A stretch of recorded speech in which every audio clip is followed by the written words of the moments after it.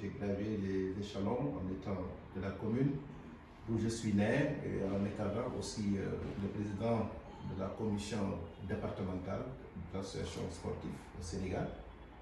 Et ce qui m'a propulsé également en politique, parce que je fus nommé aussi par le président Abdou Diouf comme étant le secrétaire général du mouvement élèves étudiants socialistes, qui existait seulement sous l'angle des étudiants socialistes jusqu'en 1990. Alors je fus le secrétaire général de la section de Saint-Louis du Sénégal, la première capitale du Sénégal. Et quand je suis arrivé au Maroc, il s'est trouvé qu'il y avait beaucoup d'étudiants qui sont venus au Maroc et ailleurs dans le monde. Et j'avais le privilège déjà de signer leur bourse en étant le responsable des élèves étudiants socialistes du Sénégal, avec le ministre Pape Babacar Mey, responsable des jeunes à l'époque du Parti socialiste sénégalais. Ce qui a fait que donc j'ai trouvé beaucoup de camarades qui me connaissaient déjà sur le terrain sénégalais, alors qui m'ont encouragé à participer au niveau de l'USASI, qui était l'Union générale des étudiants stagiaires sénégalais au Maroc. Et par la suite, alors donc j'avais le sentiment, la nécessité de retrouver la communauté africaine qui existait déjà avant, avec un ami de la Côte d'Ivoire, Abdoulaye Diané, je salue en passage. Donc nous sommes investis nous-mêmes pour essayer donc de regrouper la communauté africaine sous les bannières de la CESA, qui est la Fédération des élèves étudiants stagiaires africains au Maroc. Alors après, j'ai essayé également sur le plan religieux de regrouper tous les étudiants tidjanes, la grande communauté tidjane, musulmans sunnis, au niveau de Fès, ce qui a donné aujourd'hui une grande fédération de toutes les villes donc, du Sénégal qui résident dans le royaume chérifien. Et par la suite, en 2013, j'ai été investi comme mission d'être le président de l'association des ressortissants sénégalais résidant dans le royaume chérifien du Maroc, qui aujourd'hui est plus de 140 000 Sénégalais qui vivent dans le royaume chérifien. Voilà en résumé donc, ce que j'ai fait dans le social. Et parallèlement à ça, je fus également en 1999, quand j'ai terminé mes études, nommé directeur général de l'hôtel Nargis sur la route de Sefro, puis l'hôtel Fez-In, puis l'hôtel Grand Palace qui est devenu Ramada, après plusieurs hôtels jusqu'en Tunisie, à Marrakech. Et en 2013, plus précisément, juillet 2013, j'ai pris mon destin en main en créant donc ma propre société qui aujourd'hui est de première en termes donc, de réceptif des Africains aujourd'hui au Maroc et autour de la Zawiya Seydi Ahmed Tijani qui est actuellement à Fès. Voilà pourquoi aujourd'hui j'ai dit que je suis beaucoup plus fier de porter ce titre d'investisseur voilà, dans ces domaines ici au Maroc. Ben, nous, on est très honorés de vous recevoir parce que, quand même, vu votre parcours, comme on le dit chez nous en Côte d'Ivoire, vous êtes un grand, voilà, c'est du lourd. Merci. Et aujourd'hui, nous voyons que vous êtes plus impliqué dans le domaine social, associatif et tout le reste. Ben, on vous souhaite bonne chance. Merci. Et que voilà, les affaires prospèrent. Amin, merci beaucoup. Merci. À ma gauche, j'ai M. Zoumana Zaïf. Alors, donc aujourd'hui, il est expert en ressources humaines et organisation, consultant pour les petites et moyennes entreprises. À côté de ça, c'est un promoteur d'African Mission Corporate. Il va nous définir tout à l'heure qu'est-ce que African Mission Corporate. Et aussi, il était président de la CESA. Donc, j'ai vraiment des présidents autour de moi. Monsieur Zoumana, alors dites-nous un peu votre parcours, s'il vous plaît. Merci beaucoup, Madame Malou. Bonjour à tous, salam alaikum. Tout d'abord, c'est un honneur pour moi d'être avec M. Ekan, qui est un grand, qui n'est plus à présenter. C'est vraiment un plaisir de partager le même plateau que lui.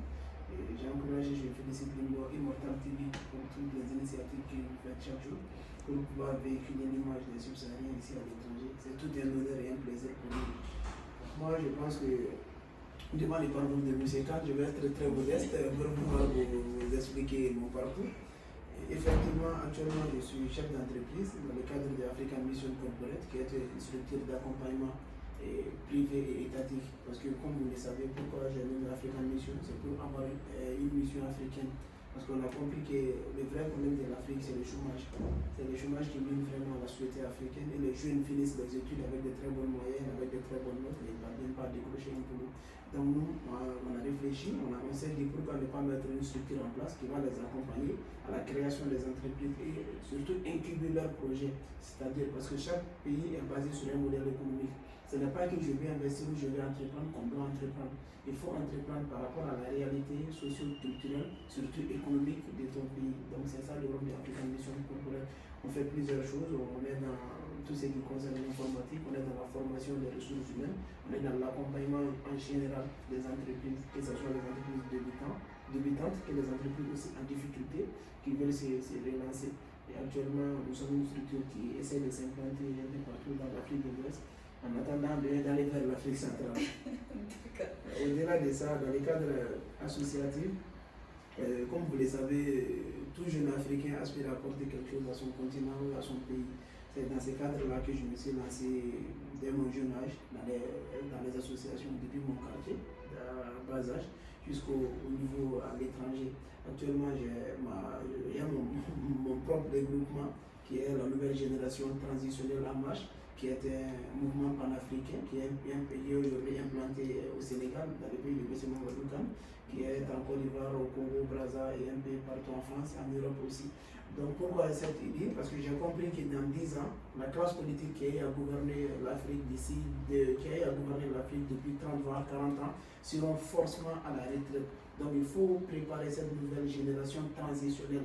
Et cette transition n'est pas un combat. Il faut que la jeunesse africaine comprenne qu'on n'est pas là pour combattre ceux qui nous ont gérés depuis 10, 20, 30 ans. Non, on est là pour se préparer à prendre la relève d'une bonne manière et avec beaucoup de respect.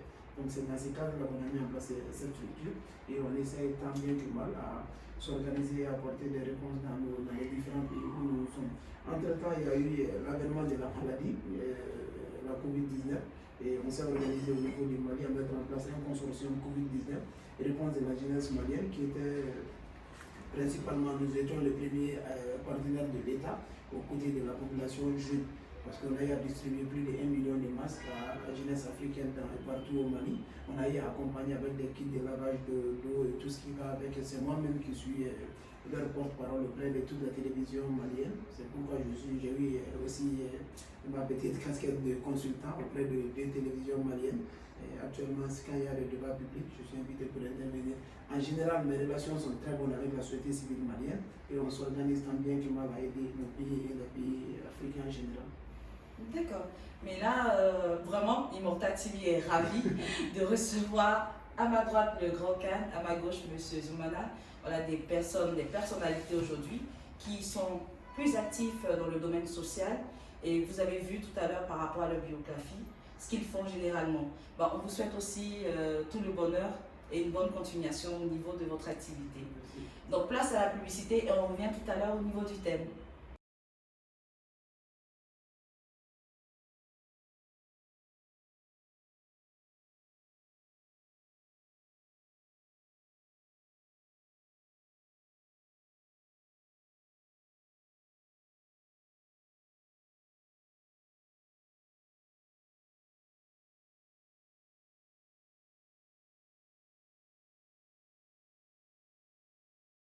À droite avec M. K. TV pour ces belles perspectives qu'elle aura devant elle. Aujourd'hui, je suis très ravi de discuter de ce thème-là, qui est un thème très intéressant, non seulement parce que nous sommes africains, mais parce que tout simplement également nous sommes de la diaspora africaine. Vous savez, pour parler de la démocratie, c'est un mot qui généralement, vraisemblablement, existait bien longtemps, bien fort longtemps, qui dérive du pouvoir de Rome. Et que par la suite, la France a voulu, en tant qu'ancien colonisateur, nous imposer par le fameux sommet de Gaulle en 1990, où Feu Sa Majesté le roi Hassan II disait que la démocratie n'est pas une marchandise à importer, que je gouvernerai mon pays en fonction de leur mentalité.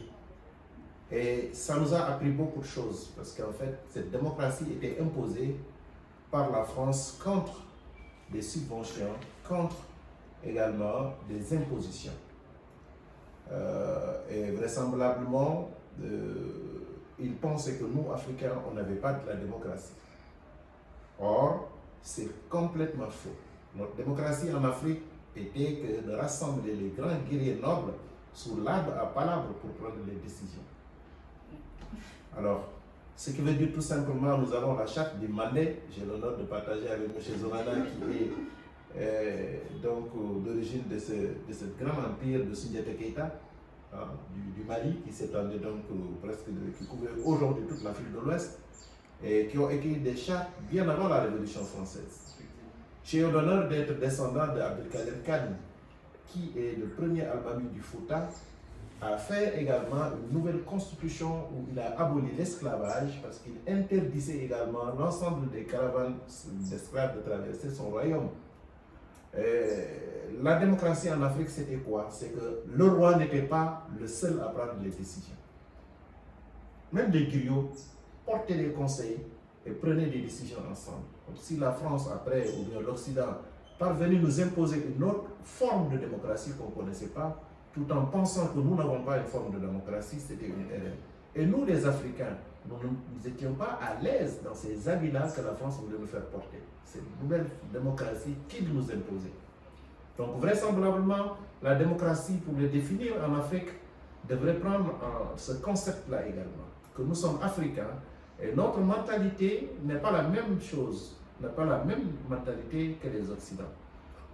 Aujourd'hui, il est bien de constater que le système de la politique américaine, avec leurs fameux grands électeurs, n'est pas la même chose qu'on vit en Occident. Et pourtant, nous, en Afrique, c'est pratiquement la même chose qu'on faisait également. On a des grandes familles honorables qui, pour rien du monde, vont échanger certaines valeurs sociales, telles que la dignité, telles que ne jamais trahir, qui également prenaient des décisions, même si c'était contre leur propre personne ou leur propre famille, pour l'intérêt général. Aujourd'hui, nous voyons que c'est le cas contraire. On nous donne quelqu'un qui a une relation avec l'Europe, que l'Europe peut, sous-dessous de table, donner des milliards afin d'avoir une majorité qui lui permet de manipuler le peuple. Mais pour quel intérêt? Et pour l'intérêt de qui? Est-ce que c'est pour l'intérêt des Africains? C'est pour l'intérêt des peuples? Ou bien l'intérêt de certaines firmes nationales et multinationales qui sont derrière ça? Donc pour avoir cette majorité, moi aujourd'hui en Afrique, pour dire vrai, j'ai l'impression que par un mécanisme qu'il appelle majoritaire, or ce n'est pas une majorité mécanique.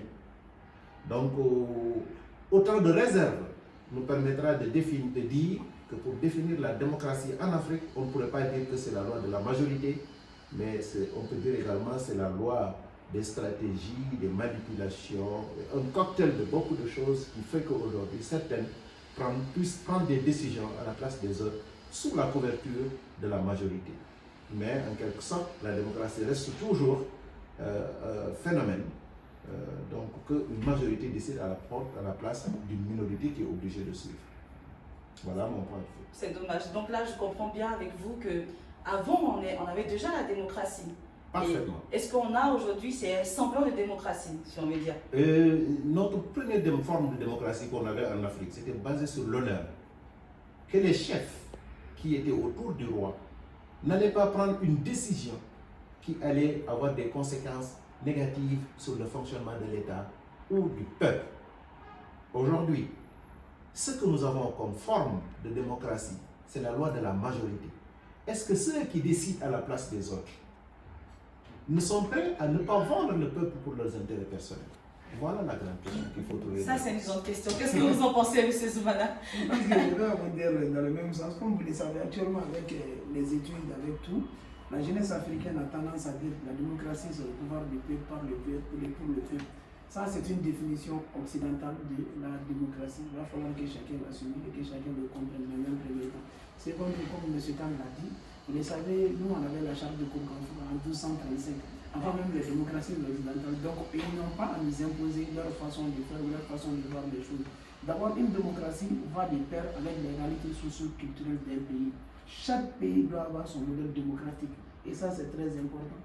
Mais malheureusement, ce qu'on voit, on parle de l'alternance comme démocratie en Afrique. l'alternance du président, ex-président a fait 2 mandats, il va quitter, l'autre a fait 3 mandats, c'est anticonstitutionnel. Donc le débat, ce n'est pas c'est un débat de forme, mais le débat doit être de fond. Et si vous prenez un exemple, une population de 20 millions d'habitants, ou avec 6 millions d'électeurs, et sur ces 6 millions d'électeurs, c'est seulement 30 ou 35% qui votent. Vous pensez que ça c'est une démocratie? Ah non. Sur 6 millions, 2 millions vont élire un président. 2 millions vont élire les députés, les maires et tout ce qui va avec. Il y a quelque chose qui ne marche pas là-bas. Donc, en définitive, il faut comprendre que la démocratie africaine, c'est la dictature de la minorité en Afrique. Waouh, ça c'est fort ça. Mais est-ce que vous ne pensez pas que, parce que là je rebondis sur ce que M. Zoumana vient de dire, est-ce que vous ne pensez pas que ça c'est quelque chose d'être inculqué dans nos éducations? Par exemple, tous ceux qui vont à l'école comprennent que la démocratie existait déjà en Afrique avant celle que nous impose aujourd'hui, on peut dire, l'Occident. Patricia, ça me permet de compléter un peu ce que le président Zoumana a dit. Je pense que c'est une très belle définition, qui est très exacte. Parce qu'aujourd'hui, on a certains systèmes qui nous montrent qu'il y a des parrainages pour pouvoir bloquer qui. Alors c'est pour ça que moi j'ai parlé d'otages, de plus d'otages. Parce qu'aujourd'hui, si il y a un clique d'amis qui arrivent au pouvoir, ils ont la force, comme disait le président Abdoulaye. Quand tu as la force militaire et l'argent, tu peux faire tout ce que tu veux. Vous voyez? Donc c'est ça le problème, parce qu'aujourd'hui, c'est le même système qui dira à l'Assemblée nationale, votons une loi pour barrer à certains gens ne pas être députés à l'Assemblée nationale. Essayons d'avoir, pour avoir une liste à l'Assemblée nationale, avoir un parrainage. Tout en sachant que eux qui sont déjà au pouvoir, le parrainage ne leur pose aucun problème. Mais si aujourd'hui M. Zoumana est un candidat redoutable qui a une force vive avec lui, alors il faut lui barrer la route pour qu'il ne puisse pas venir mettre sa main dans le plat du couscous. Vous voyez, donc ça nous montre vraisemblablement dire ce qu'il vient de dire, c'est-à-dire que c'est une dictature d'une minorité face à une majorité. Et c'est ça. Alors maintenant, si moi je suis au pouvoir, est-ce que c'est dans mon intérêt d'éveiller la conscience des autres en les apprenant ce que je ne voudrais pas qu'ils comprennent? Ah, voilà encore une autre question. Justement. Quand tu poses la question sur le plan éducationnel, exactement, plutôt, pourquoi on n'a pas mis ça sur l'école.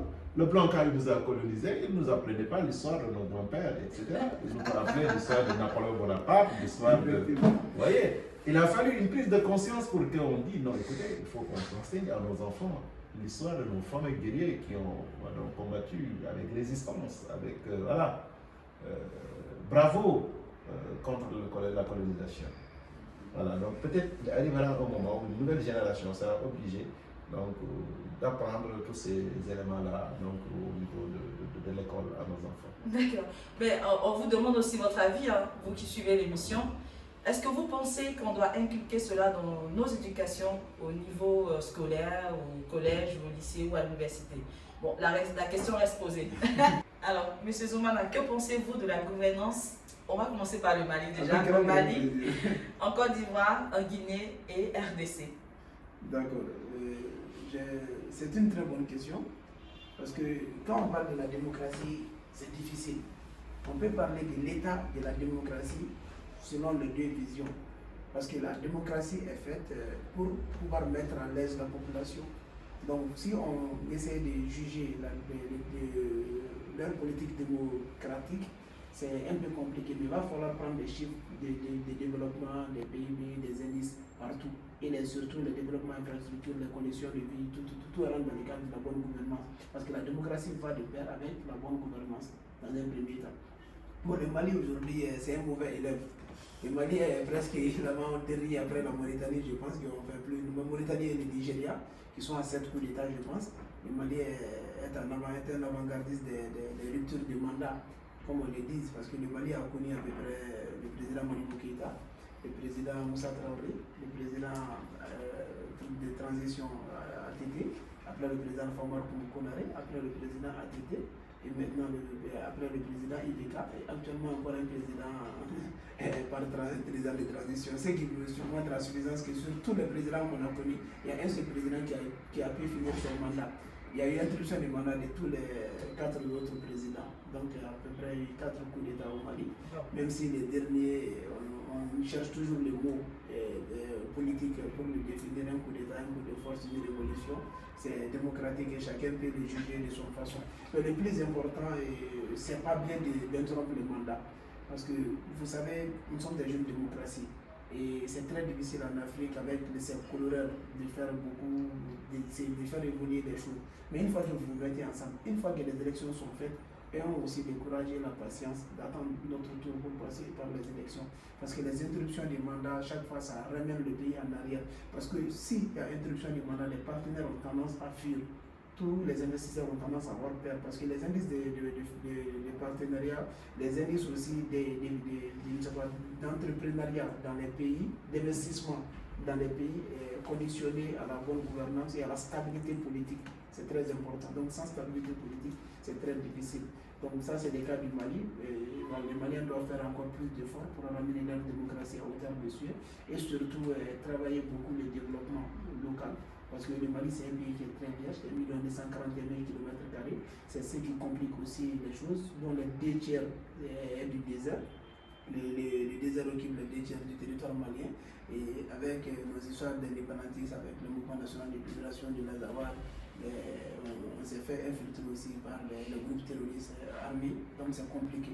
Mais c'est devenu tant bien que mal pour devenir dans le concert des nations et un pays qui accompagne actuellement le gouvernement de la transition qui est au Mali, parce que si la transition aussi ne réussit pas, c'est comme si on fait un retour à la caisse de départ. Voici un peu la situation au Mali actuellement. D'accord. Et en Côte d'Ivoire, qu'est-ce que vous en pensez? En Côte d'Ivoire, on va d'abord avoir le courage politique de féliciter le président Alassane Ouattara par rapport à sa réélection, même si l'opposition crie au scandale, c'est tout à fait leur droit, parce que, comme vous le savez, Alassane Ouattara en Côte d'Ivoire n'était pas du tout candidat. Il y avait un candidat légitime qui était déjà nommé, M. Amadou Diouali, l'ancien premier ministre, à son nom. Donc, entre-temps, lui, il est décédé et il a fallu trouver une solution. Donc, avant ça, il y avait eu la modification de la Constitution, je pense, en 2015, donc qui donnait la chance au président encore de se représenter constitutionnellement. Mais ce qui est sûr quand même, Alassane Ouattara, il a beaucoup travaillé. Son bilan est à son actif, mais ce qui a un peu écorché son image sur le plan national et international, c'est encore revenir sur sa décision de se représenter alors qu'il avait pris l'engagement solennel de ne pas se représenter. Ça a été difficile. Actuellement, on va lancer aussi un cri de cœur aux autorités actuelles ivoiriennes de pouvoir relâcher les prisonniers politiques qui sont actuellement détenus dans leur prison, malgré les contestations, malgré qu'ils ont commis des forfaitures en déclarant la création du Conseil national de la transition, alors qu'il y a un président légitime qui a été élu et reconnu de fait et de droit par la Constitution ivoirienne, que chacun fasse des efforts pour ramener ce pays qui revient de très loin, après plus de 10 ans de guerre de 2000 en 2002, de 2002 jusqu'en 2010. Donc c'est un pays qui revient de très très loin. Ils doivent faire l'effort de tomber dans le même travers et que les Ivoiriens se donnent la main pour relever les défis futurs et surtout que M. le Président Ouattara fasse beaucoup d'efforts pour concilier les Ivoiriens. Sinon son bilan est à son actif, il a beaucoup travaillé pour son pays. D'accord. Avant de revenir sur la Guinée, la RDC, j'aimerais aussi avoir le point de vue de M. Kane concernant la gouvernance au Mali et en Côte d'Ivoire, s'il vous plaît. Merci beaucoup, Patricia. J'ai écouté bien aussi le raisonnement de mon petit frère, le président Zoumana, par rapport à la gouvernance pour ces deux pays, pour ces pays-là. Mais moi, j'aimerais bien, d'une manière ramassée, mettre tout le monde dans le même paquet, hein, que ce soit la Guinée, que ce soit la Côte d'Ivoire, le RDC et également le Mali. Pour dire, le problème que nous avons en Afrique, c'est un problème de chef. Parce que j'ai parlé tout à l'heure en Afrique des valeurs qui qualifient les Africains. Nous avons des peuples ou bien des ethnies très fiers au Sénégal, tels que les Sérères, qui sont mes cousins à plaisanterie, et les Peuls. Il suffit que tu accuses à un Sérère quelque chose qu'il n'a pas fait, sa réponse c'est de se poignarder tout de suite pour te montrer qu'il n'est pas digne de ton accusation. Il suffisait en Afrique que le chef, le roi, il parlait une fois par année. Une seule fois par année. Aujourd'hui, les chefs parlent trop, ce qui veut donc dévaluer un peu la valeur de leur parole. En Afrique, quand tu donnes ta parole, tu n'es plus libre. On dit, avant de donner ta parole, tu es libre. Mais une fois que tu donnes ta parole, tu n'es plus libre. Si on se permet de donner à nos chefs de dire une chose aujourd'hui, avant le coucher du soleil, de dire le contraire de ce qu'ils ont dit, on n'aura jamais des valeurs africaines que nous prétendons être, qui nous qualifie et nous distingue des autres. Donc, aujourd'hui, nous constatons que tous les chefs disent une parole et demain, ils se contredisent. Je ne serai pas candidat et après, au bout de 2 mandats, tu reviens pour dire que je serai candidat. De telle sorte que, péjorativement aujourd'hui, si on vous taxe de politicien, tu as l'envie de te suicider. Parce que c'est une insulte. L'insulte de dire que c'est un politicien. Wow. Parce que pour l'Africain aujourd'hui, la personne qui trahit, la personne qui ment, la personne qui promet sans respecter l'engagement de ses promesses, c'est un politicien. Et cette parole, c'est une erreur. Par excellence, comme disait De Gaulle, la politique, c'est des choses sérieuses. Et nos chefs doivent apprendre à chaque fois de prendre la responsabilité face au peuple et en même temps de donner des très bons exemples pour les enfants. C'est là où le bas blesse, parce que nous avons tout entendu les déclarations, que ce soit du côté de la Guinée comme de la Côte d'Ivoire, comme quoi qu'ils ne seront pas candidats. Oui. Si on se réveille encore, ils reviennent. Même si le ciel tombe, on ne doit pas revenir pour dire je serai candidat. À travers ça, ils font des démonstrations de leur échec en même temps.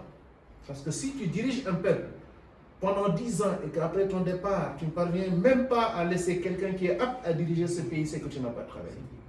Ça, c'est la vérité. Sous autre angle également, il faut concevoir que chaque génération se voit investie d'une mission. Nos arrière-grands-pères ont fait leur devoir face à la résistance de la colonisation. Nos pères ont décolonisé les pays. Leurs frères ont posé un état de droit. C'est à nous de développer ces pays-là et de laisser quelque chose, pas des dettes, mais voilà, une belle perspective à nos enfants. Si aujourd'hui le président de la Guinée, Alpha Condé, ou bien le président de la Côte d'Ivoire, Alassane Ouattara, pensent qu'ils doivent, excusez-moi l'expression, manger le temps qu'il est réduit dans la gestion de l'État et manger le temps de leurs frères, qu'en sera-t-il pour leurs enfants?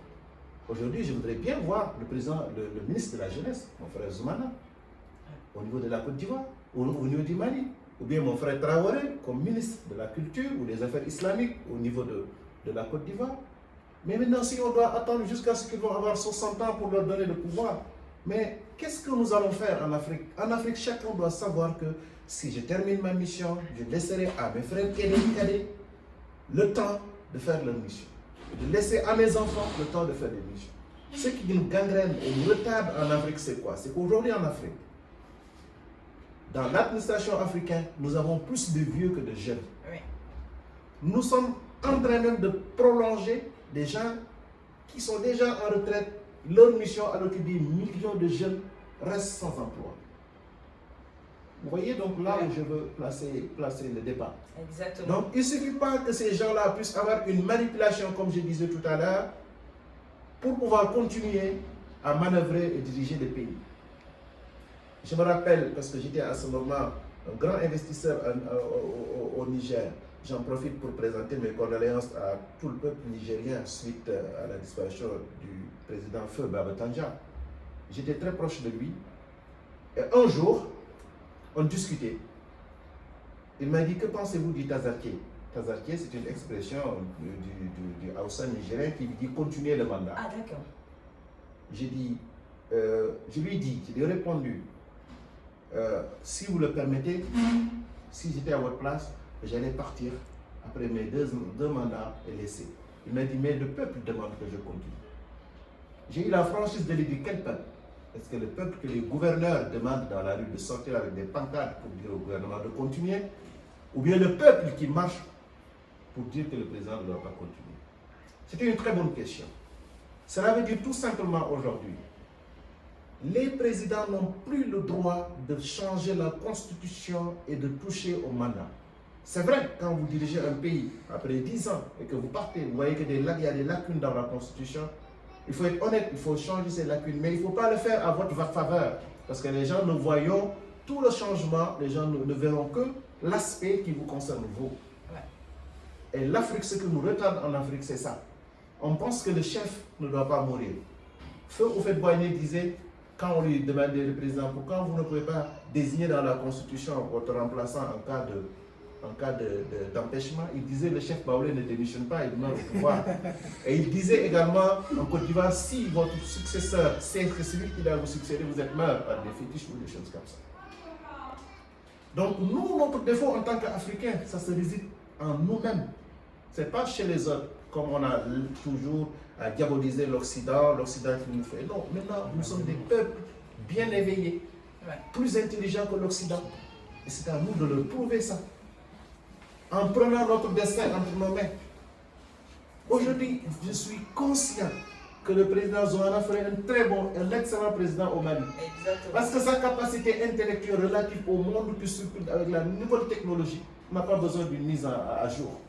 Face aux autres, que quand tu discutes avec eux-mêmes, ils vous diront, je vais vous donner mon fax, je vais vous donner... Voyez, donc on ne sait pas qu'avec juste ton téléphone, tu mets tout ça sur WhatsApp ou sur autre chose. Vous voyez, il y a une grande différence. Et vous savez pourquoi nous sommes en retard? Parce que nous n'acceptons pas que nos jeunes puissent avoir des responsabilités, alors que tout ce qui bouge aujourd'hui, ce sont des jeunes. Oui. Si aujourd'hui le président du Cameroun, Paul Biya, va aller s'entretenir avec le président Macron, mais dites-moi quel sujet important ces deux personnes peuvent discuter. Il y a un déphasage culturel, un déphasage sur le temps, un déphasage sur tous les plans, que le président aura du mal à suivre quand il va le parler de TikTok ou de je ne sais pas autre chose. Vous voyez, c'est une réalité que nous, Africains, nous devrons prendre notre destin en main et évoluer en fonction de ce que nous avons. Ceci étant dit, ça ramasse d'une manière générale mon idée sur les changements de constitution où que le chef doit s'éterniser en pensant que derrière lui, il n'y a aucun autre qui est apte de diriger le pays. Nous avons une expression Wolof qui dit le chef de famille n'a pas le temps de voyager, mais pourtant il a le temps de mourir. Wow. Aujourd'hui, chaque fois quand tu voyages en tant que chef de famille, tu le reportes parce qu'il y a des exigences qui te retiennent. Mais quand tu dois voyager dans l'éternité, dans l'au-delà, est-ce que tu vas repousser le voyage? Donc il faut croire en Dieu. Il faut dire tout simplement, je peux mourir, laisser ma famille. Pourquoi je ne peux pas voyager, laisser ma famille? Parce que c'est Dieu qui veille sur ma famille à mon absence, dans tous les cas. C'est ce que nous devrons faire aussi en Afrique. Le chef ne doit pas toujours rester pour dire qu'après moi, il n'y a personne n'est apte à diriger ce pays. Voilà, d'une manière ramassée, et voilà la situation que j'avais dit sur cette situation de gouvernance. Sans oublier que la gouvernance n'est pas bien en Afrique. Ce n'est même pas une gouvernance. Ah bon? Comment ça? Parce que gouverner, c'est prévenir. C'est prévoir ce qui va se passer. Aujourd'hui, l'évolution démographique d'une manière exponentielle, surtout, démontre que les Africains ne gouvernent pas. D'accord. Les villes s'accroissent d'une manière exponentielle et pourtant, il n'y a même pas de lotissement. L'eau ne suit pas, l'électricité ne suit pas. Aucune forme d'éducation professionnelle, encadrement des métiers, rien n'existe en Afrique. On ne prévoit rien à l'avenir. Vous savez, c'est quoi gouverner? C'est comme après une grande pluie, tu vas beaucoup de nappes d'eau et que tu dois circuler. Tu prends ton pied, tu déposes là, tu calcules là où tu vas déposer ton pied pour ne pas rentrer dans la plus grande flaque d'eau. Oui. C'est ça gouverner. Gouverner, c'est chercher une stratégie qui permet dans l'avenir de mener un peuple dans un destin et des lendemains meilleurs. Alors qu'en Afrique, nos chefs ne le font pas. Ils sont là assis, ils coordonnent tout simplement, ils vivent au jour le jour. Un exemple, je te dirais, c'est un père de famille qui chaque jour prend 10 000 francs, donne sa femme, il part au marché pour trouver quelque chose. C'est différent d'un père de famille qui fait ses prévisions sur l'année. Il fait son stock sur l'année. Même s'il n'a plus l'argent, sa famille vit bien. Vous voyez, c'est ça gouverner. Malheureusement, en Afrique, nous ne gouvernons pas. Et ceux qui arrivent au pouvoir le plus tard, ils ont un mandat de 5 ans. Tous les 3 ans, c'est tâtonné avant de passer. Donc le thème est tellement intéressant. Non, mais là, je sens, et il y a beaucoup de points d'interrogation quand même qui sortent de votre explication. Qu'est-ce que vous en pensez, M. Zoumana? Effectivement, M. Khan a parfaitement raison. Parce que vous savez, la démocratie va de pair avec la bonne gouvernance, comme je l'ai dit tantôt. Il va falloir prendre ces paramètres en compte. Et comme il a si bien dit, gouverner aussi, c'est être dans l'anticipation, être dans un programme, avoir une vision et donner les moyens d'atteindre les objectifs que vous vous êtes fixés. C'est très important. Je vais rebondir par rapport à la Guinée. Comme vous le savez, la Guinée traverse une crise sans précédent depuis le 3e mandat du professeur Alpha Condé. Mais le problème était prévisible parce que la Guinée, il faut que les Guinéens se donnent la main. La Guinée est très divisée. Ils sont divisés par les problèmes d'ethnie, par les problèmes de zones, parce qu'ils ont 4 grandes zones chez eux là-bas. c'est compliqué. Donc, chaque zone a son candidat. Comme par exemple, le président Alpha Condé, c'est le candidat de la Haute-Guinée vers Kanka et consorts. Et maintenant, le président Salou Delen Diallo, c'est le candidat de PUM. Donc, cette guerre fratricide est en train de fragiliser même le tissu social guinéen. Et chose qui n'est pas acceptable au XXIe siècle. Au XXIe siècle, les débats doivent être discutés jusqu'au fond. Les débats doivent être démocratiques. Le professeur Alpha Condé a demandé les changements de la Constitution pour se maintenir au pouvoir. Donc, nous devons avoir des mécanismes juridiques et aller surtout voter le non. On doit tout mettre en œuvre pour que le non puisse l'emporter au lieu que la rue prend le devant. C'est ça le problème de la démocratie aussi africaine. Parce que nous, jusqu'à aujourd'hui, on est dans la rue. De la rue à la rue, ça ne mène à rien. Il est temps aussi que les débats politiques en Afrique vont jusqu'au fond. Maintenant, la Cour constitutionnelle a parlé au niveau de la Guinée. On attend vraiment un geste très salutaire du président, du professeur Alpha Condé, pour qu'il puisse unifier ces pays. Le vin est tiré maintenant, il faut le boire, mais tout en ayant conscience que ce n'était pas la peine de faire un troisième mandat, surtout en Guinée. C'est un pays où j'ai visité, c'est un pays ami, c'est un pays frère, c'est un pays que j'entretiens de très bonnes relations. Je parle là-bas, c'est mon deuxième pays, après le Mali, à titre d'information. Je connais la réalité. Les Guinéens souffrent beaucoup, comme presque partout dans tous les pays ouest africains, nous souffrons beaucoup. Mais si je vous dis qu'au XXIe siècle, jusqu'à présent, les conditions minimes de base pour une vie meilleure n'est pas réunie à Conakry, c'est chose qui est inacceptable. La capitale La capitale guinéenne, c'est inacceptable. Il va falloir tirer la sonnette d'alarme pour que les autorités puissent prendre conscience que les Guinéens ont besoin de l'eau, ils ont besoin de l'électricité, ils ont besoin de routes, ils ont besoin de revenir dans les concerts des nations. Certes, on comprend aussi que le président Alpha Condé a arrêté d'un pays à terre en 2010, chose que tout le monde a compris, mais en 10 ans, il va falloir commencer à amorcer un développement. C'est spécifique. Donc je pense, on va voir si M. Khan a quelque chose à dire par rapport à la Guinée. Oui, en fait, ce que je devrais commencer à dire dès le début, c'est qu'aujourd'hui, nous sommes dans le même bateau. Dans la CEDEAO, nous sommes dans le même bateau que la Côte d'Ivoire, le Mali, la Guinée. C'est ce qui me permet parfois de dire mes opinions librement. Je ne suis pas guinéen, ni malien, ni ivoirien. Donc, diplomatiquement, je ne pouvais pas critiquer ces gouvernements. Mais puisque quand vous êtes dans un bateau, ne priez pas seulement que le chef soit indemne, mais priez pour que le bateau soit indemne et que tous les occupants le soient aussi. Donc ça me donne un droit parfois de critique sur tous ces États-là, en tant qu'Ouest africain, mais en tant que quelqu'un qui pense que également le développement du Sénégal est lié au développement de tous ces pays-là. Parce qu'aujourd'hui, nul ne peut sortir du lot, se frayer son chemin et partir laisser les autres. Nous sommes liés par l'histoire, par la culture, géographiquement liés. Soit on part ensemble en développement, soit on échoue ensemble. C'est pour cela que ça nous intéresse également du point de vue régional de voir ce qui se passe dans ces pays. Mais le cas de la Guinée, c'est vrai, c'est une exception exceptionnelle. Pour deux raisons. Il a dit cosmopolitiquement, la Guinée, il y a un problème d'ethnie. Oui. Donc, vous voyez, aujourd'hui, ce n'est pas entre Seydi Dalen Diallo et entre Alpha, mais c'est entre les Soussous et les Peuls que ça se joue. Alors, la politique, on parle d'affaires de nation.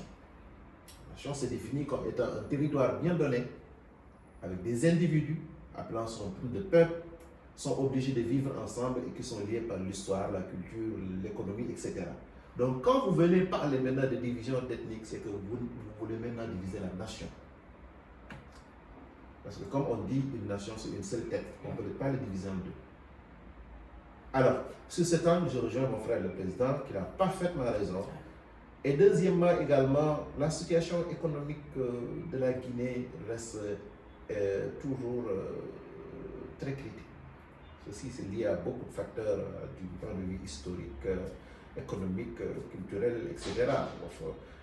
C'est une liberté également que les Guinéens avaient choisi d'avoir leur propre franc, d'avoir l'indépendance anticipée. Ça, on ne revient pas parce que c'est question de droit. Mais aujourd'hui, si vous rentrez en Guinée, comme il a dit, alors là, vous vous posez la question, mais qu'en est-il de la campagne? Si c'est la capitale qui est dans cet état-là, qu'en est-il de la campagne? Donc nous devrons avoir tous les filles et fils de Guinée unis comme une seule, comme les doigts de la main, pour combattre actuellement cette précarité qui est en train de se vivre au niveau de tous les niveaux du point de vue social au niveau de la Guinée. Ce n'est pas un combat politique, Mais c'est un combat pour le développement de la Guinée qu'il faut mener à l'instant T où nous sommes. Et pour cela, le président doit réussir, après tout le chaos politique, il doit réussir maintenant à réunir tous les Guinéens autour de l'essentiel. Sinon, voilà, Flow va les emporter et nous emportons nous tous. Parce que voilà, ça veut dire notre indice de développement va chuter en même temps. Exactement. Si la Guinée ne fait pas son jeu dans ce concert-là de l'Ouest de l'Afrique. Et bien, à titre d'information, c'est un pays très riche. Exactement, c'est ce que je me posais comme qui doit se question. développer. Mais aussi, on a un message pour le président Cellou Dalein Diallo. Il faut qu'il lui aussi comprenne que lui n'est pas les changements en Guinée. Parce que certes, le professeur a des problèmes, mais lui aussi il a un problème. Parce qu'il fut Premier ministre en Guinée. Il a tout fait, il a occupé plusieurs postes ministériels. Donc, les changements aussi, ça passe par la responsabilité. Il faut que chacun se remette en cause et comprenne les enjeux. Les enjeux ne passent pas aujourd'hui par ces deux personnes. Ils doivent s'effacer et faire de la place à des nouvelles têtes qui peuvent amorcer de vrais changements en Guinée. Exactement, parce que là, je voulais vous poser la question de savoir, parce que quand même, on a vu l'histoire de la Guinée, je pense qu'ils ont des ressources naturelles. Ah oui, la Guinée, le Niger, RDC font partie des pays les plus riches en Afrique. Et comment ça se fait qu'il y a la précarité? Alors, tout dépend, parce que vous savez, on l'a dit tout à l'heure, tout dépend de l'option politique que l'État met en place. Parce qu'au niveau de la Guinée est devenue aujourd'hui le château d'eau de l'Afrique de l'Ouest. Le fleuve Niger, le fleuve Sénégal prennent tous leurs sources au niveau des falaises du Fouta Djallon de la Guinée. Donc l'eau étant aujourd'hui la denrée la plus convoitisée dans le monde, les sources de développement. Mon frère Traoré dira que Dieu nous a dit dans le Coran, c'est-à-dire que le fondement de toute vie, de toute substance, une forme de vie est basée sur l'eau. Ce qui fait la qualité de l'eau. Aujourd'hui, vous pouvez avoir tout ce que vous voulez, l'or du monde, si vous n'avez pas de l'eau, vous n'avez rien. Alors la Guinée a eu la chance d'être aujourd'hui le château d'eau de l'Afrique. Sans compter ses bauxites, l'aluminium, le fer, l'or, voilà, les acides, un jugement qu'on ne peut même pas miner, qu'on ne peut même pas évaluer. Mais il faut savoir l'exploiter. Ça, c'est le rôle des politiques. La forêt. Voilà, la forêt. Oui, quand on parle de l'eau, il y a la forêt. Forcément. Mais là, c'est un grand point d'interrogation parce Voilà. qu'ils sont assis sur de bonnes choses, mais bon, il y a la précarité. Ça, je vais retenir pour un prochain débat avec M. Kane si il nous donne l'occasion, voilà, de pouvoir développer uniquement sur la Guinée. Je pense que ça pourrait intéresser aussi, voilà, les Guinéens ici au Maroc et aussi à l'extérieur. Donc toujours sur la question, que pensez-vous de la gouvernance en Côte d'Ivoire? Il reste, bon, pas en Côte d'Ivoire, mais il reste la RDC. Voilà. Donc, comme vous le savez tout à l'heure, la RDC, on le met dans le même paquet que la Guinée. C'est un pays immensement riche, mais c'est un pays immensement vaste aussi. Ce que beaucoup de personnes ne comprennent pas. C'est un pays à 2 millions de kilomètres carrés. Et c'est un pays, c'est un État fédéral, avec beaucoup de provinces, avec beaucoup de gouverneurs, avec beaucoup de ministres provinciaux. Donc c'est géré d'une façon fédérale. Mais actuellement, il traverse une crise politique à l'instant où nous parlons, en ce mois de novembre 2020, parce qu'il y a eu une cohabitation entre le président sortant, M. Kabila, et le président entrant, Tshisekedi. Donc je pense que la cohabitation est en train de tourner à la vinaigre. Et actuellement, ils sont dans un processus de concertation nationale pour concerter toutes les forces vives de la nation et proposer des solutions. Et actuellement, c'est difficile. Et je pense qu'il y a aussi le soldat du peuple, Martin Fayulu, qui est venu troisième, je pense, aux élections. Il y a aussi le président du tout-puissant Mazembe, de Lumumbashi, qui était aussi le gouverneur, qui était en exil, qui est aussi revenu. Donc actuellement, la politique de la RDC est en évolution, mais c'est un pays qui a aussi vécu la guerre. Jusqu'à aujourd'hui, c'est un pays qui traverse la guerre.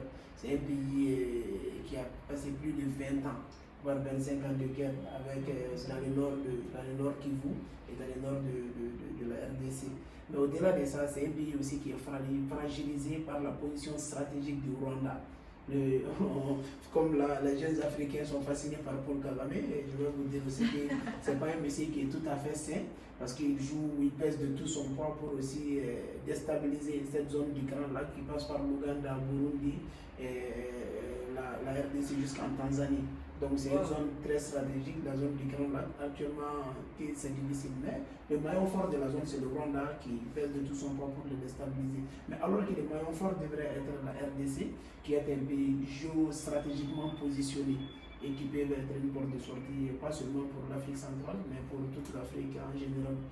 Ils doivent aller dans les fonds des débats politiques. J'ai entendu qu'ils viennent, s'ils ne mettent pas d'accord, que peut-être le président a la solution de dissoudre l'Assemblée nationale. Selon moi, ce n'est pas une solution, vu que c'est un président qui actuellement au niveau du Parlement, il n'a pas de pouvoir. Parce que le Parlement est occupé à 90% par le parti du président sortant Kabila. C'était une cohabitation, mais je pense qu'ils vont aller dans un débat de fond. À titre d'information, le président Kabila a boycotté les concertations, parce qu'il a refusé de ne pas s'asseoir, de ne pas discuter avec le président Tshisekedi. Il y a des sérieux problèmes. C'est un pays qui souffre aussi beaucoup. La population vit une précarité extrême. Et c'est pourquoi beaucoup de jeunes Congolais actuellement sont à l'étranger. Et comme le Mali, avec la guerre, ils sont tous à l'étranger. Et quand on leur demande pourquoi vous êtes là, ils disent qu'il n'y a pas de solution dans nos pays. Donc il va falloir que la gouvernance actuelle travaille à renforcer la confiance entre le gouvernement et le gouvernement. D'accord. Mais ça, c'est vraiment une très bonne question parce que là, même cas que la Guinée, beaucoup de ressources, mais toujours la précarité. Ça, je pense que j'espère que le Grand Khan et M. Zoumana, vous avez eu l'occasion de revenir vers vous pour vraiment débattre sur ce point. Oui, effectivement, pour juste complément d'information sur ce que le président vient de dire tout à l'heure. Alors, sur toute la description géopolitique qu'il a dit, je suis entièrement d'accord avec son point de vue. S'il faut peut-être compléter quelque chose, il faut dire que le problème que vit aujourd'hui la RDC, c'est un problème de pouvoir central. Parce que vous savez, en Afrique également, on ne divise pas le pouvoir. Et qu'aujourd'hui, le problème c'est qu'on n'a pas un vrai chef qui tienne les gouvernails de ce bateau congolais-là. Parce qu'il y a plusieurs fractions de pouvoir, comme il a bien dit, données à plusieurs régions. Parce que quand vous voyez aujourd'hui les régions les plus enviées par leur richesse, c'est les régions du Nord. Donc voilà, ces régions-là, ils sont extrêmement riches. Ils sont manipulés également par les Occidentaux qui ne veulent que leur richesse minière. C'est eux qui les financent et qui donnent, qui déstabilisent. Ils passent par là aussi pour déstabiliser le pouvoir central, qui aujourd'hui n'est que qui vite. Parce que le président sortant, qui a la majorité au niveau du Parlement, ne laissera jamais le président poser l'action sans son consentement. D'une manière donc un peu de contourner, c'est le président sortant qui actuellement est le président de la République. Parce que c'est comme si on te donne la tête et on retire la langue. Vous voyez, donc pratiquement c'est le problème que vit aujourd'hui la RDC. Sur le plan géopolitique, je suis parfaitement d'accord avec mon ami et frère, le président Zoumana. Donc, sur l'angle où il a abordé la question. Ce qui m'amène à pour encore répondre par rapport à la RDC, comme vous le savez, à titre d'information pour les Maliens qui vont peut-être nous suivre lors de votre émission, la RDC aussi était un pays enclavé. Ils n'avaient pas de débouché sur la mer, mais c'est les Belges, avant l'indépendance, qui ont négocié une partie avec un autre État pour que le Congo, la RDC puisse avoir un débouché sur la mer. Donc c'est très important, c'est ce qui manque à tous les Maliens aujourd'hui. Ils étaient en fédération avec le Sénégal, là, ils avaient leur débouché sur la mer. Malheureusement, les dirigeants en 1959, 60 n'ont pas su se mettre d'accord sur le partage du pouvoir, ce qui a ramené aujourd'hui que le Mali est un pays enclavé. Et actuellement, tous les acteurs politiques sont sur place. Il y a Moïse Katoumi qui est rentré. Et on verra bien comment les concertations vont se dérouler. C'est pour ça que je dis, la troisième question, elle va très bien avec le sujet que nous débattons, le régime qu'on peut mettre en place aujourd'hui. Ce régime qui peut apporter la solution, si on me dit, à ces différents pays. Vous savez, moi, le thème est très intéressant, mais vous avez posé quel regard la diaspora pourrait avoir sur la politique en Afrique. Exactement. Je disais, pour répondre à cette question, il ne suffit seulement pas de faire des regards, mais il faut des actions également. Parce que la diaspora a un rôle très, très important à jouer au niveau de nos États. Si aujourd'hui je vous dis que la diaspora sénégalaise envoie plus que le Sénégal reçoit sur l'aide au développement des pays occidentaux, vous n'allez pas me croire. Alors, la diaspora investit énormément de fonds. Est devenue aujourd'hui la 14e région sénégalaise, voilà, par excellence. Donc, cette même diaspora ne doit pas se contenter seulement de regarder ce qui se passe en Afrique, mais il fallait également que cette même diaspora contribue au niveau de la politique africaine. Parce que cette diaspora pose très long. Si je donne juste à titre d'exemple la diaspora sénégalaise qui donne qui investissent au Sénégal, ou qui envoie un pactole au Sénégal qui est plus que ce que le Sénégal reçoit de l'aide au développement de l'extérieur, ça montre l'importance que la diaspora peut jouer au niveau de la politique de ces États-là. Sans compter que la diaspora, chaque personne que tu vois dans la diaspora entretient toute une famille entière au niveau de l'Afrique. Et également agit dans leur conscience et dans leur prise de décision, que ce soit sur le plan politique, que ce soit sur le plan économique. Donc cette même diaspora a un rôle à jouer. C'est pour ça que je donne à titre d'exemple, nous, la diaspora sénégalaise, qui sommes socialistes. Nous nous sommes organisés aujourd'hui ce qu'on appelle le collectif socialiste de la diaspora sénégalaise, CSDS, que j'ai l'honneur aujourd'hui d'être le secrétaire général, plutôt le président de la commission communication de cette diaspora-là, et qui a comme mission, qui a comme objectif, non seulement de massifier le Parti socialiste sénégalais, mais de faire connaître tous les membres de la diaspora qu'ils se connaissent. Aujourd'hui, j'ai l'opportunité de discuter avec mon camarade Dioum des États-Unis, Babacar Touré de la Suisse, de la mine Ndao de l'Italie, Bengue Diaye de la France, Chérif Samsidine Abdel Sow de l'Espagne, la Marocaine de la Mauritanie. Voilà, nous avons partout des leaders qui sont en train donc de massifier le parti là-bas. Et encore mieux, nous contribuons dans les finances du parti, parce qu'aujourd'hui, cette même CSDS a l'honneur donc de construire le siège du Parti socialiste qui a été ravagé par des pluies en Guinée-Bissau, que financièrement nous sommes investis donc pour renouveler entièrement le siège du Parti socialiste, sans même informer le Parti socialiste sénégalais. Ça veut dire tout simplement que cette diaspora est en train de jouer son rôle. Exactement. Et encore, nous sommes en train donc de dialoguer avec le parti, de leur ouvrir les yeux sur même la cohabitation avec Macky Sall. Parce que l'objectif d'un parti politique, comme disait l'autre, c'est de conquérir le pouvoir. Donc on ne peut pas créer un parti politique et de venir toujours se ranger derrière un parti. On n'aura jamais le pouvoir. Alors que le pouvoir, c'est un outil qui te permettra de démontrer tes compétences pour un peu adoucir la souffrance d'un peuple bien donné.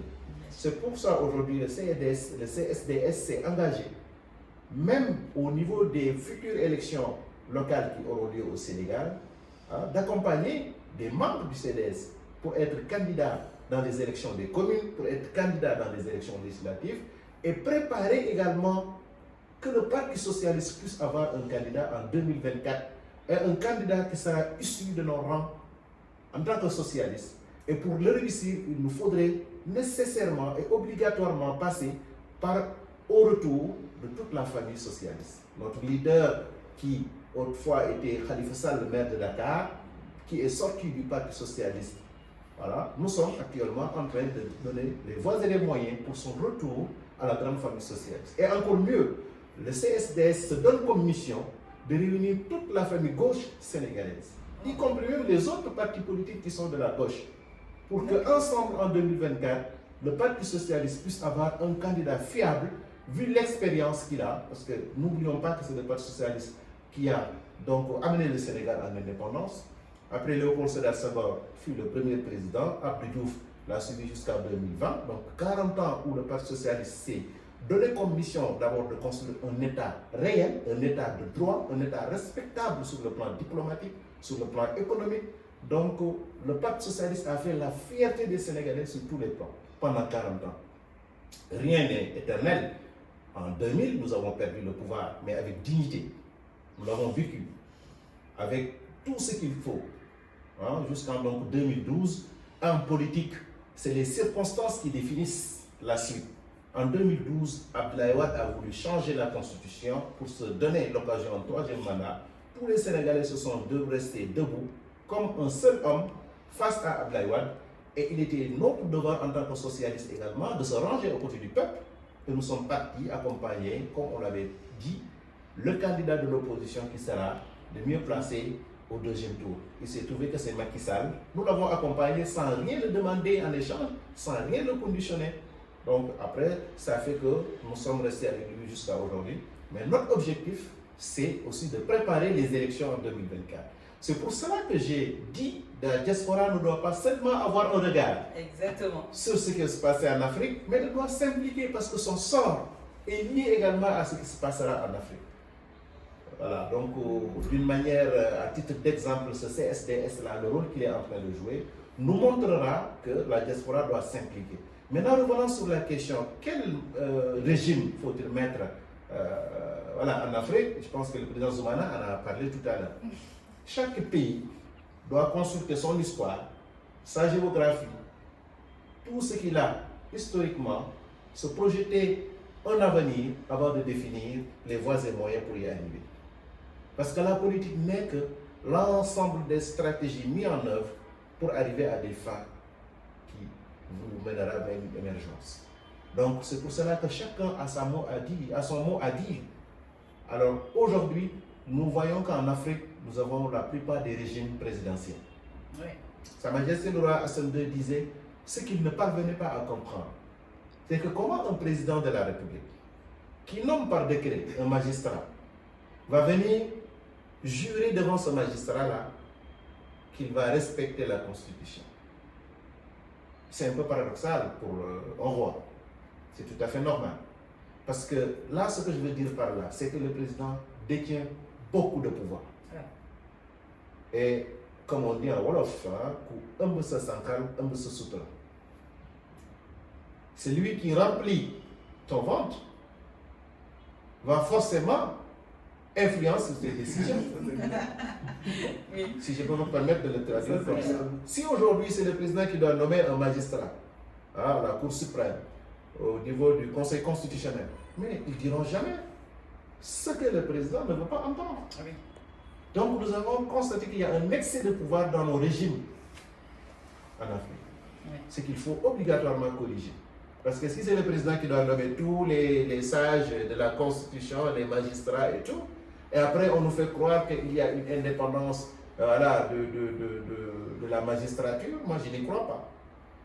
Je n'y crois pas. Parce que si vous pouvez être nommé, il faut être avec le président. Donc nous devons trouver un mécanisme qui permettra de nommer tous ces magistrats sans forcément qu'il soit une preuve, quelque chose qui vient du président de la République. C'est une grande question. Il faut tout Pour avoir une indépendance judiciaire, il ne faut pas que ces gens qui sont investis à la mission de surveiller cette indépendance soient nommés par le président de la République. Ça, c'est une très grande question et un point très important. Exactement. Alors, le président aussi, j'ai parlé tout à l'heure de certains régimes qui prennent le peuple en otage. Le président, il est entouré parfois des personnes qui... Voilà, donc si un opposant parle, on le met en prison. Non seulement pour l'empêcher de parler, mais pour donner un signe très fort aux autres qui peut-être ont envie de se prononcer. Donc nous avons constaté qu'il faudrait diminuer le pouvoir de certains présidents en Afrique. Par quel mécanisme, par quel régime faut-il le remplacer? Est-ce un régime parlementaire? Il faut voir dans ce cas aussi comment nous allons élire nos députés. Parce que nos députés sont élus parfois sur deux listes, une liste proportionnelle et une liste majoritaire.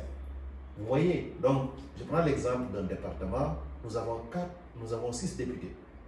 Les 4 députés sont sur la liste proportionnelle. Et les 2 députés sont sur une majoritaire d'abord, les 4. Et les 2 sont sur une liste proportionnelle. Ça veut dire que si le président Zoumana a son parti politique qui me devance d'une seule voix, il prend les 4 députés. Proportionnellement à ce que j'ai moi, par exemple, j'ai 45%, il y a que 2 listes, et lui, il a 65%, il prend un autre député, il a 5 et moi j'ai un seul. Et pourtant, il me devance d'une seule voix. La répartition n'est pas juste. Vous voyez? Donc si on doit mettre un régime parlementaire, il faut revoir le mécanisme de faire amener nos députés au niveau de l'Assemblée nationale. Ça, c'est deuxièmement. Alors, troisièmement, il y a une autre question qu'il faudrait traiter également. C'est la question également de nommer les ministres. Parce qu'aujourd'hui, le président de la République nomme les ministres. Ils sont parfaitement d'accord. C'est le pouvoir de la Constitution qui lui donne ça. Mais donc tous les ministres, même s'ils sont contre ce que le président doit les imposer, ils ont que deux choix. Soit de faire ce que le président veut ou bien de démissionner. On a l'exemple du ministre Thierno Alassane Sall du Sénégal. Quand le président a voulu qu'il signe certains contrats avec Shell, avec voilà, le pétrole, les dossiers de pétrole, il a préféré démissionner. Et le président l'a fait remplacer par un ministre qui a accepté de signer le protocole.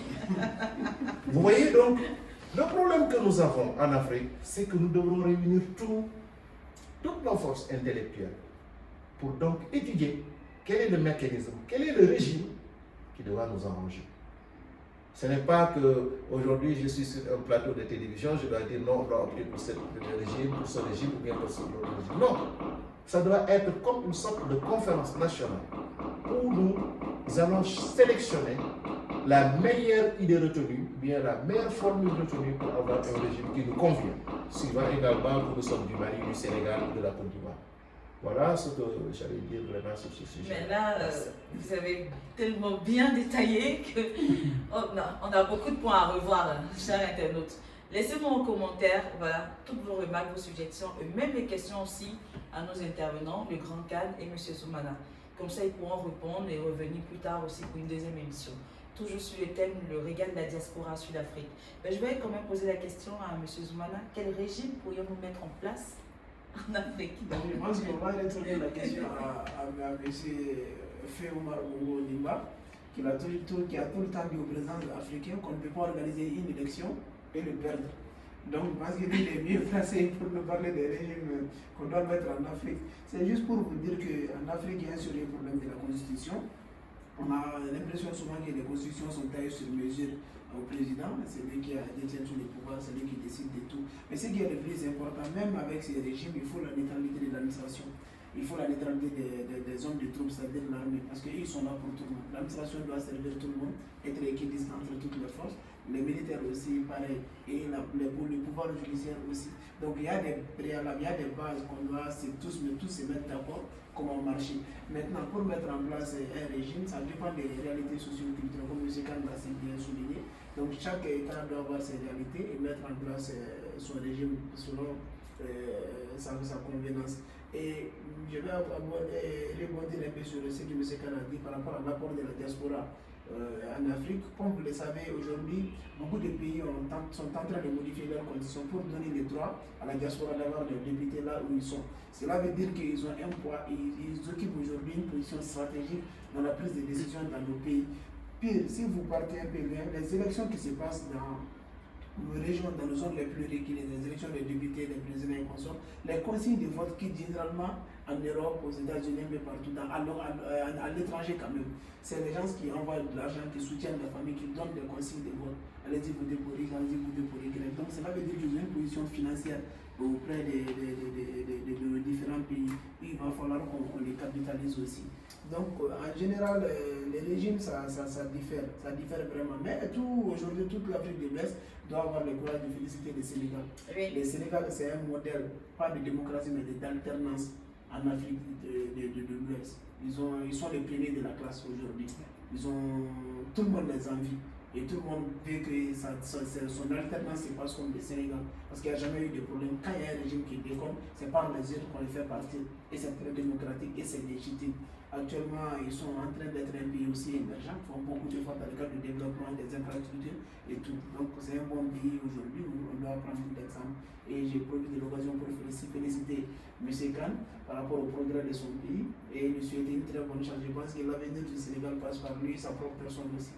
Et je suis convaincu qu'un jour on va en discuter, Inch'Allah. Exactement. Si tous les pays pouvaient aussi copier la diaspora sénégalaise, parce que là, avec ce que M. Khan a dit, moi je suis ivoirienne, j'aimerais vraiment que la diaspora ivoirienne puisse avoir aussi, voilà, on pourrait dire une association, une confédération comme pour les Sénégalais, parce que il y a beaucoup d'actions sociales. Oui, effectivement, il faut comprendre que la diaspora sénégalaise est vraiment très très active dans le développement du pays.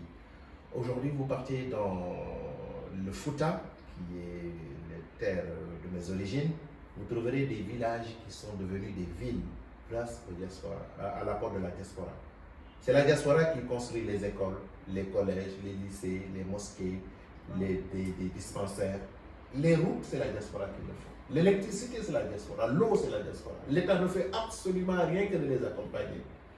Aujourd'hui, à titre d'exemple, tu vois beaucoup de villages qui sont devenus des villes, carrément des villes, et que l'État n'a même pas investi un seul franc. Un seul franc, l'État ne l'a pas investi. C'est la diaspora qui ont une association, par exemple l'association des enfants issus de tel village. Alors, ils font leur cotisation. C'est eux qui engagent un médecin et qui le payent. Moi, par exemple, dans mon village, le médecin, chaque fin du mois, tout enfant qui est à l'extérieur doit donner 20 euros.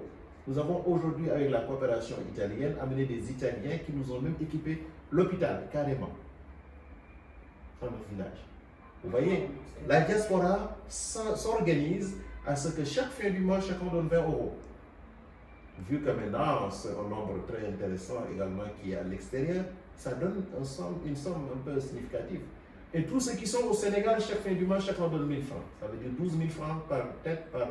Alors si tu les mets maintenant multipliés, vraiment, ça donne des sommes conséquentes. Et ça permet également de réaliser quelque chose. Parce que vraiment, on ne peut pas attendre l'État sur beaucoup de choses. Si on attend l'État sur beaucoup de choses, on risque de vivre jusqu'à la fin de ce jour sans jamais le voir. Donc c'est pour cela que la diaspora doit toujours être active et s'impliquer. Aujourd'hui, la diaspora sénégalaise est partie jusqu'à se donner comme projet d'avoir sa propre banque. Wow. Voilà, une banque qui sera gérée par la diaspora sénégalaise et qui sera que pour la diaspora sénégalaise. Ça veut dire que pour avoir un compte là-même, il faut être de la diaspora. Pour être financé par cette banque, il faut être de la diaspora. Vous voyez, aujourd'hui, peut-être que tu travailles ici au Maroc, tout ton argent, tu ne vas plus le laisser ici, mais tu l'investis au niveau de cette banque-là, qui va peut-être financer M. Zoumana, qui a une expérience de 10 ans dans un domaine bien donné, dans un autre pays, et qui rentre faire son projet. Donc, on prend l'argent de la diaspora pour l'investir, pour investir dans son projet. Donc, ça, c'est une idée que moi, j'ai eu le privilège de discuter avec beaucoup de personnes qui sont en train de manœuvrer pour la naissance de cette banque-là. Vous voyez, donc pour ça, c'est vraiment... voilà, toutes les diasporas doivent copier la diaspora sénégalaise. Franchement, vous êtes un exemple. Là, moi, je suis bluffée. Toutes les diasporas, on doit prendre conseil. Après, cherchez M. Khan, voilà. Il vous donnera des conseils, mais vraiment, c'est à copier. L'émission tire à sa fin, puisque vous avez répondu à la troisième question. J'aimerais savoir si vous avez, comme on le dit, des phrases, des mots. Voilà. Oui, tout d'abord, je tenais à remercier Immortel TV pour les bonnes actions qu'ils sont en train de faire pour la conscientisation de la masse africaine, pour les diriger vers le meilleur. Puis j'aimerais bien également de temps en temps que des émissions pareilles puissent se tenir au nom de la communauté africaine, aussi sensibiliser sur les problèmes que nous vivons pour l'immigration clandestine et faire décourager certains de nos frères africains qui pensent que l'Europe c'est de l'Eldorado. Moi j'ai l'habitude de dire que l'Europe c'est un marché qui est fermé, c'est fini, ça y est. Je m'excuse peut-être si j'offense certaines personnes qui sont en Europe, tel n'est pas mon cas, mais c'est juste pour dire aujourd'hui ce que la peine et l'investissement que vous faites pour partir en Europe, si on le fait chez nous, on peut réussir mieux que les gens qui sont en Europe. Et aujourd'hui, je suis présent sur beaucoup de plateaux de télévision pour parler que de l'immigration clandestine. Je pense que le samedi passé, j'étais sur les plateaux de Niter. Le dimanche, j'étais sur le plateau de TFM du Sénégal pour parler de l'immigration avec Kepskiam sur le sujet de l'immigration. Et donc, je vous encourage également à traiter ces thèmes parce que c'est pour sauver des vies. Voilà, c'est pour sauver des vies. Je le note en même temps. Voilà, il faut parler de ça. Deuxièmement, également, il faudrait que les gens soient conscients d'une chose. Le temps où une coopération ou bien un étranger vient pour te développer ton quartier, ton village, ta ville, ton département, ta région ou ton pays est révolu. Toute personne qui veut quelque chose doit le faire. Parce que nous-mêmes, Africains, nous avons refusé que les gens viennent maintenant nous spolier de nos biens et de nos ressources. Et pourtant, les gens qui nous finançaient, parce qu'ils avaient un avantage de nous tirer nos ressources et qu'ils nous envoyaient des miettes pour nous financer. Comme nous avons dit catégoriquement non pour le moment, il faut qu'on prenne notre destin entre nos mains. Il faut qu'on sache que le bonheur, le bien-être qu'on veut chez nous, personne ne viendra de l'extérieur pour notre faire. C'est un combat de tous les jours, hein, que nous devrons unifier. Aucun bras ne sera trop, aucune force ne sera laissée pour réussir notre développement. Mais ne comptons pas sur l'étranger. Par contre, s'il y a un étranger animé de bonne volonté qui vient pour nous accompagner, alors traitons-le comme on traite les invités en Afrique, il est le bienvenu, mais ne comptons pas sur quelqu'un d'autre pour vraiment notre développement. Troisièmement, pour parler également de nous qui sommes de la diaspora ici, il faut qu'on pense également de temps en temps à retourner dans nos pays. Parce que Sa Majesté le roi Hassan II disait, ce qu'il ne veut pas des immigrés, c'est qu'il ne veut pas que ses enfants marocains soient comme du citron pressé. Il veut dire par là, aujourd'hui les gens partent travailler en Europe, peuvent rester là-bas, les Européens vont te presser comme un citron. S'il ne reste plus rien maintenant, on te jette dans ton pays. C'est maintenant que nous sommes jeunes. C'est maintenant que nos matières grises réfléchissent à une capacité 100%. C'est maintenant que nous avons libre de nos mouvements de déplacés parce qu'on n'est pas encore vieux. C'est maintenant qu'on peut convaincre beaucoup de personnes à adhérer dans nos mouvements. Donc c'est maintenant qu'on doit retourner faire ce que nous devons faire en Afrique. Parce que continuer aussi à développer les pays des autres, quand l'heure de la retraite sonne et que tu rentres chez toi, si tu trouves ton pays également en lambeau insupportable pour vivre, dis-toi que tu as une part de responsabilité dans cela. C'est pour cela que voilà, tout ce qu'on peut avoir à l'étranger, tôt ou tard, il faut songer à retourner dans la seule portion de terre qui a accepté ta naissance sur terre et faire ce que tu dois faire ou ce que tu pourrais faire pour ces contrats. Donc, je remercie également le président dès qu'il m'a parlé. Alors, vous savez, je suis désolé pour vous, mais lui, il m'impose. Hein, voilà, il me dit, M. Kane, je veux ça, et puis voilà, je me plie à ses désirs. Voilà, c'est les relations qui le permettent. Je remercie également mon ami et frère, M. Traoré, qui également, je l'ai connu, hein, mais il est toujours resté égal à lui-même, voilà, prêt toujours à s'investir quand il s'agit du social ou bien de la communauté africaine ici à Fès. Et je sais qu'ensemble, de bonne volonté, nous pouvons déplacer la montagne Tarak qui se situe au sud de Fès. Voilà, donc c'était ces quelques mots que j'avais à dire. Et puis j'étais très ravi également d'être invité avec le président aujourd'hui. Bon, je suis très ravie et très honorée de votre présence. Je vais demander à M. Zoumana de me donner son mot de fin. D'abord, je détourne toute ma gratitude parce que c'est un modèle pour nous. À titre d'information, je l'insère dans beaucoup de mes documents en tant que référence. Que si vous avez besoin de plus de connaître, vous pouvez passer par lui si vous avez besoin d'informations. Donc, féliciter et remercier aussi votre chaîne Mortal TV et surtout vous souhaiter une très très bonne chance. Le travail est là, vous faites beaucoup d'efforts dans le cadre d'une bonne communication auprès de vos compatriotes à l'étranger. Ce n'est pas chose facile. On essaie, on les fiche et nous sommes des acteurs dans ce domaine. On connaît très bien vos difficultés, vos peines et je pense qu'avec beaucoup d'abnégation, vous allez vous en sortir, Inch'Allah. Et aussi dire à la jeunesse africaine que ces mots jeune commencent à être de trop. Et comme le développement de l'Afrique, on dit tout le temps, le développement de l'Afrique passe par sa jeunesse, oui, mais ça passe par une jeunesse responsable et sérieuse. Il faut maintenant l'ajouter. Tout le monde est jeune, tout le monde a étudié, tout le monde a des profils, même ceux qui n'ont pas étudié ont des profils. Mais pourquoi les choses ne démarrent pas?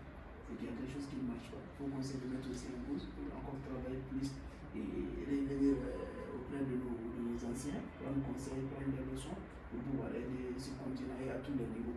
Les défis sont énormes, les défis sont vraiment énormes. Les enjeux sont des tailles, mais si on s'y met, je pense qu'on pourrait les relever comme M. Khan l'a dit, et chacun est mieux chez soi. Après tout ce qu'on peut faire à l'étranger, chacun est vraiment mieux sur soi pour apporter sa petite pierre à l'édification de son pays et nous exhortons vraiment nos frères à faire pareil. Et nous sommes déjà là-dessus et ensemble, main dans la main, on pourrait espérer une Afrique meilleure et prospère, Inch'Allah. Merci beaucoup et une très bonne chance. Merci. Là, vous venez de regarder la première partie, le thème, le regard de la diaspora sur la politique en Afrique. Nous remercions nos chers invités, M. Khan et M. Zoumana, de leur présence. On vous dit à la semaine prochaine. Merci. Au revoir. Merci beaucoup.